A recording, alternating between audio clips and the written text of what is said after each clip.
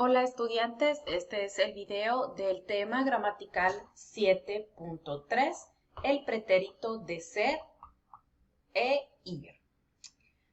So in lesson 6 we have already discussed how to use the preterite form in Spanish and also what is the preterite form. Just as a reminder, to refresh that topic, the preterite form is the past form or the simple past of the verbs in Spanish. So, for example, all of those verbs that we learned in previous units, for example, correr or trabajar or estudiar, all of those we can use them, as we know, as every single verb. We can use them in present, in past, in future, and so on. So to use the present verb, we're going to have a particular ending. So for example, trabajar, it's going to be trabajo. Now, if we want to use that in preterite form, it's going to be trabajé. Yo trabajo, yo trabajé. Tú trabajas, tú trabajaste.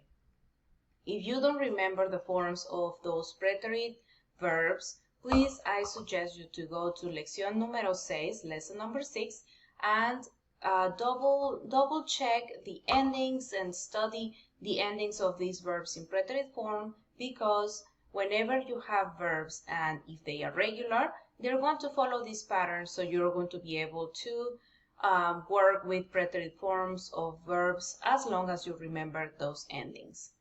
Now, since probably you already remember, and since I have mentioned this before, not only we have regular verbs, but we also have irregular verbs. And these irregular verbs sometimes, are a headache because they, let's say, behave in a different way. They have different conjugations, they have different spellings, and we have to remember more details about the conjugation or how to use these verbs. So in this case, we're talking about ser and ir, which are irregular in the past tense, which is the preterite form. Okay, so like I mentioned already, we already talked about the AR verbs, ER and IR endings for these verbs and how to conjugate those. However, ser and ir, ser, which means to be, and ir, which means to go, are going to be on a different category, and you will have to memorize those because there are no patterns to remember. Now, however, before we go to the next table, I want to make you aware that these two verbs share the same conjugation. So whenever you want to conjugate verb ser and ir, which mean two different things, we are going to end up with the same conjugation. So we're going to see that right now.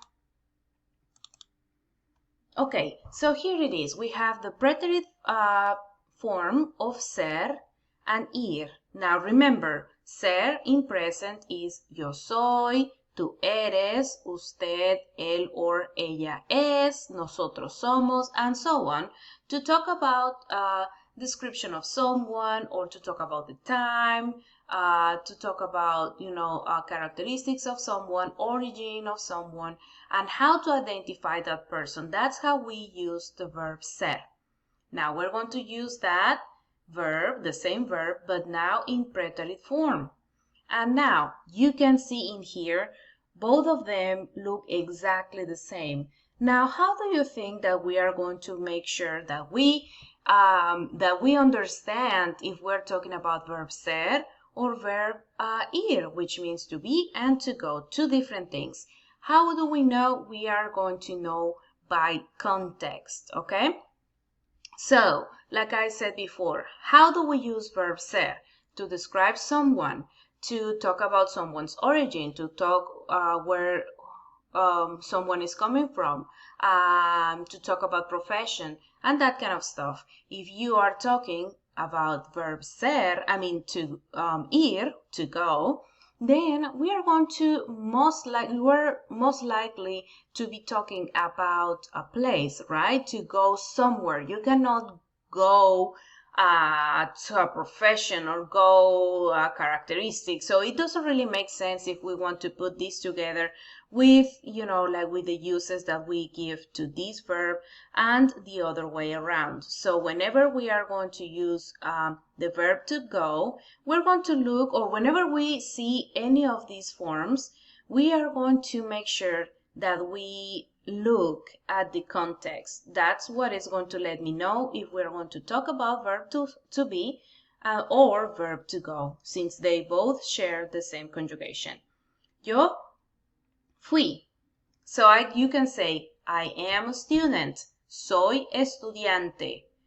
I was a student. Yo fui estudiante. Or simply, fui estudiante. Remember that sometimes we can skip this pronoun because we can just jump into the verb, since each of those are particular to the specific subject. So sometimes in Spanish we do that. We skip the pronoun and we jump into the verb because we are not really going to get confused between if I say fui, no other person is going to use the same conjugation. So I know that I'm talking about myself, yo. Okay? Now if I say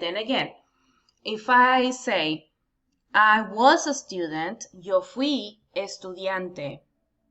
So you cannot really get confused between ser or ir in this case, because you cannot like go students. I don't know if you see what I mean and if this is clear to you, but the context is going to let you know. So what about if I say, tú fuiste a la fiesta? Okay, fiesta. It's an event, right? You went to the party. So this is not a characteristic. Fiesta is a noun, it's not a characteristic, it's not your origin, where you're from, it's not your nationality. And we already saw that all of those situations are going to go with verb ser. Ir means exclusively to go, okay? To go to a place, to go to an event, and so on. Okay, usted fue. Usted fue mi amigo. You were my friend. Okay, usted fue mi amigo. You're not my friend anymore, but you were my friend. Usted fue mi amigo. Versus usted fue al hospital. You went to the hospital. Okay, so you can clearly see that with verb ser, we're using characteristics, we're using nationality, origin, profession, relationship, something that describes the person, something that provides me a characteristic of that noun. Versus ir, which just means to go to a place or to an event, okay? Now let's see the conjugation. All of those are the same over here and over here, ser and ir. Yo fui. Tú fuiste. Usted fue. Él fue. Ella fue. Nosotros fuimos. Now remember, nosotras fuimos. Vosotros fuisteis. Vosotras fuisteis. Ustedes fueron. Ellos fueron. Ellas fueron. So in this section we can say, we can say student, we were students, we were happy, we were short, and then we grew up, right? We were, we were Canadian, and then I moved away, and then I became Italian, You can say that over here. However, you cannot say that over here. You will need a place, okay? Él fue a la fiesta, like we mentioned before. He went to the party. Or él fue al hospital. Nosotros fuimos al estadio. Vosotras fuisteis a la universidad. So I hope that at this point you can see over here we're talking about, the uses of verb ser, now in preterite, in past tense.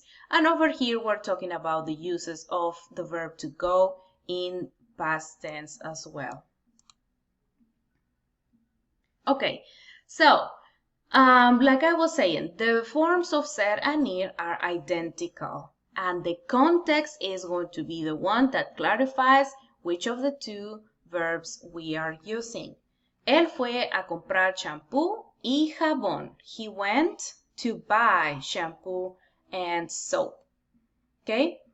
¿Cómo fue la película anoche? How was the movie last night? You cannot go into the movie. I don't know if this makes any sense, but I believe that the context is going to help you out understand what I mean and understand the difference between the use of one or the other one. And then just finally, we have a couple of examples. ¿Cuándo fue la última vez que viste a Juan Carlos? When was the last time that you saw Juan Carlos? Cuando fuimos a Mérida, over here. When we went to Mérida. Mérida is a place, is a city, so I know that we're talking about two different things in here. When was the last time that you saw Carlos? The time that we went to this city, okay?